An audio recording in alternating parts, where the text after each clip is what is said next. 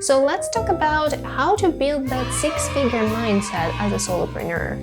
And if you're skeptical, I've been there too, until I started viewing mindset as the operating system that runs the whole show. If you believe you'll fail, you'll unconsciously look for ways to confirm that belief. But if you believe you'll succeed, you'll be more open to different opportunities and much more likely to pursue them. In psychology, it's called confirmation bias, and unfortunately, there is no avoiding it. We can only make it work to our advantage.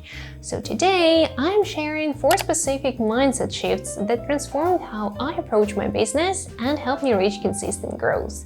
Starting with the mindset shift number 1. Obstacles become opportunities. Running a business means dealing with constant obstacles. Things will go wrong, plans will change, and the market will shift in ways you didn't expect. The question is, how do you respond? I learned to stop taking obstacles as quote-unquote problems and start viewing them as opportunities to pivot or adjust my strategy. For example, when I started as a freelance content writer, I was set on creating all content manually. But AI became a thing, and businesses became more interested in AI-assisted content, meaning combining AI and human expertise because for them it's more time and cost efficient. I could have viewed it as some sort of unfairness.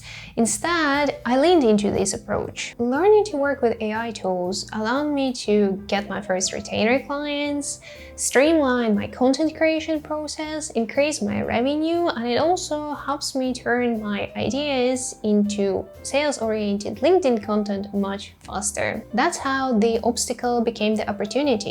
The market shift that could have threatened my business and pretty much annihilated it in its infancy instead became my competitive advantage because I adapted rather than resisted. Here's how you can start practicing this shift.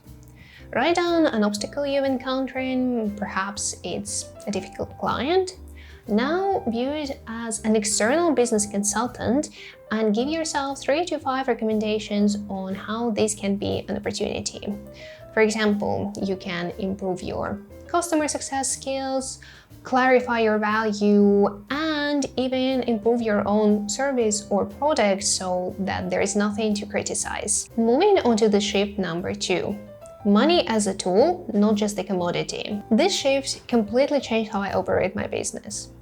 I used to view money primarily as something to fund my lifestyle, and I'm not saying it wrong. Your goal for starting your business should be outside of your business. It's normal, it's healthy, but now I'm much more careful with personal expenses, but I'm way more likely to invest revenue back into my business for future growth. Instead of withdrawing every dollar I earn after paying taxes, I now have an accountant and a designer, and I'm also looking into software that will automate some of my manual tasks to save time. This mindset shift makes you think long-term.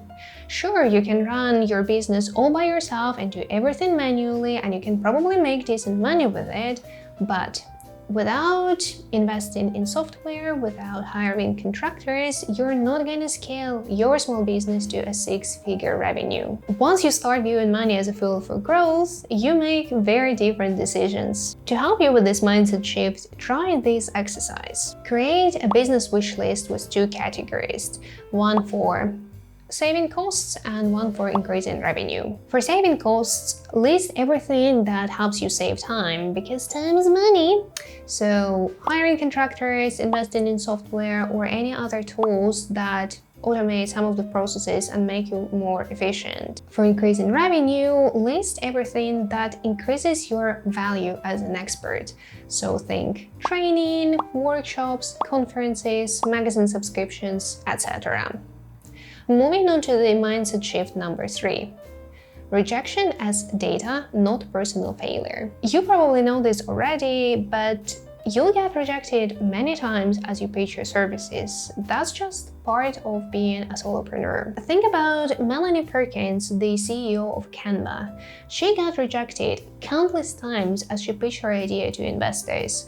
They thought it was too basic and nobody was gonna buy it. Fast forward to now, and Canva is a direct competitor to Adobe and other established software providers. Had she given up on her idea, Canva would have not been what it is right now. It's the same in my case. Even though I still do sales on a semi-regular basis because I'm still very much afraid of getting rejected, I noticed that the more I do it, the easier it gets.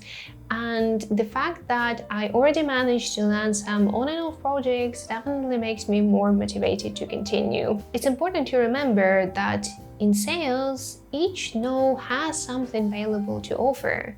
Maybe your positioning needs some readjustment, or you're targeting the wrong audience. Perhaps your pricing is off, or maybe your timing could be better. When you stop taking rejection personally, it becomes part of your market research. You improve faster and you become more resilient. Here is a practical way to implement this mindset. Gamify rejections. Set yourself a goal for rejections or no answers that will encourage you to pitch more. This diminishes fear because you're actually going after rejections rather than avoiding them. Moving on to the final mindset shift. Embracing every task as growth. As a solopreneur, you will have to do a lot of things you don't like. You will be your own sales team, customer success representative, and legal department. When I worked as an in-house marketer, I could opt out of the tasks I didn't enjoy. Somebody else would handle them. But now, if I don't do the admin work, my business stalls. If I treat customer service as not my thing, I'll lose my clients. I had to shift from I'm too good for this task to this is an opportunity for me to grow. Prior to starting as a solopreneur, I wasn't doing much customer service, but now it's an integral part of my job. I can't just say I'm not naturally good at it because that attitude will kill my business. This doesn't mean you'll have to do everything forever. As you grow, you will have more revenue that you can invest to outsource some of the tasks, see the mindset shift number 2. But in the beginning, embracing every responsibility as a learning opportunity will make you a more well-rounded business owner. You can practice this mindset shift with this simple check. Each time you don't want to do a task, ask yourself, who's benefiting from this behavior? This specific phrasing will help you quickly realize it's not you without sounding too judgmental. And don't worry if you don't get your mindset right off the start. After all, it is an ongoing practice. Some days you'll nail it, others you'll slip back into your old habits. That's normal and expected. The key is coming back to this practice and continuing on choosing the more empowering perspective. And this is it.